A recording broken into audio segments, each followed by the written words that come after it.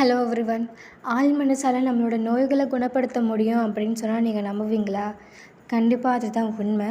எவ்வளோ மருந்துகள் கொடுத்தாலும் மருந்துகளால் குணப்படுத்த முடியாத பல நோய்களை ஆள் மனசு குணப்படுத்தியிருக்கு. பிகாஸ் நம்ம எண்ணங்களால் தான் நோய்கள் உருவாகுது அப்படின்னு சொன்னால் நீங்கள் நம்புவீங்களா? அதுதான் உண்மை. இந்த உலகத்தில் ஒவ்வொருவருக்கும் ஒவ்வொரு ஃபார்முலா இருக்குது. அந்த ஃபார்முலா படி தான் நம்மளும் இயங்கிகிட்ருக்கோம். அப்படி இருக்கும்போது நம்ம ஆள் மனசு தான் ஒரு நோயை உருவாக்குது, ஒரு நோயை குணப்படுத்துது அப்படின்னா நீங்கள் நம்புவீங்களா? கண்டிப்பாக. ஒருத்தருக்கு ஒரு விதமாக சொல்லி கொடுத்தா அவங்க படிப்பாங்க. இன்னொருத்தவங்களுக்கு எழுதி எழுதி படித்தா ஞாபகம் இருக்கும்.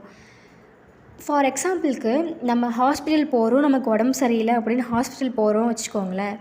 அங்கே ஒருத்தருக்கு ஊசி போடவே பிடிக்காது. ஏன்னா அது வலிக்கும் அப்படின்னு. இன்னொருத்தருக்கு ஊசி போட்டால் கூட இவங்க அழுவாங்க. அதே இன்னொரு கேட்டகரி பர்சன், இவங்களுக்கு ஊசினாலே பயமே இல்லை. இவங்க ஜாலியாக அவங்களுக்கு ஊசி போடுறதே தெரியாது. ஆனால் எவ்வளோ ஊசி வேணாலும் வாங்கிப்பாங்க. ஸோ இதில் ரெண்டுத்துக்குமே டிஃப்ரெண்ட் இருக்குது. ஒருத்தருக்கு வலிக்குது, இன்னொருத்தருக்கு வலிக்காது. அது எப்படி அவங்க மனசுக்குள்ளே ஆழமாக நம்ப வச்சாங்க? ஊசி போட்டால் எல்லாருக்கும் வலிக்கும், வலிக்காது அப்படிங்கிறது இல்லவே இல்லை.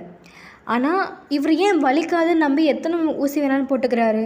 பிகாஸ் அவர் ஆள் மனசில் ஆழமாக சொல்லியிருக்காரு, எனக்கு வலிக்காது, எனக்கு ஊசி போட்டால் வலிக்காது, நான் எவ்வளோ ஊசி வேணாலும் போட்டுப்பேன் அப்படின்னு அவர் ஆள் மனசில் ஆழமாக சொல்லியிருக்கிறனால அவருக்கு பெரிய அடியே பட்டாலும் அவருக்கு வலிக்காது. ஏன்னா வலி அப்படிங்கிற ஒரு வார்த்தையே அவர் மனசுக்குள்ளே இல்லை. இதே இந்த ஊசி போட்டால் வலிக்கும்னு ஒரு பையன் சொல்கிறாங்க பார்த்தீங்களா, அவங்க சின்னதாக எறும்பு கடிச்சா கூட வலிக்குது ஃபீல் பண்ணுவாங்க. அது எறும்போட கடி கூட அவங்களுக்கு ஊசி போடுற மாதிரி வலிக்கும்.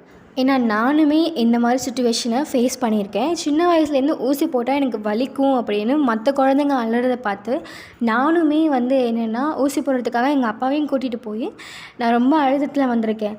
அதுக்கப்புறம் பெரியவங்களாம் ஊசி போடும்போது ஓகே இவங்க பெரியவங்க ஆகிட்டாங்கன்னா வலிக்காது போல் அப்படின்னு யோசிக்க ஆரம்பித்தேன். இப்போ சின்ன பிள்ளைங்களுக்கு தான் வலிக்கும் போல், பெரிய பிள்ளைங்களுக்கு வலிக்காது போல் அப்படின்னு நினச்சி நான் கொஞ்சம் மெச்சூரிட்டி ஆனதும் ஒரு 16-17 ஏஜ்லலாம் எனக்கும் அந்த ஊசி போட்ட வலி எதுவுமே இல்லை.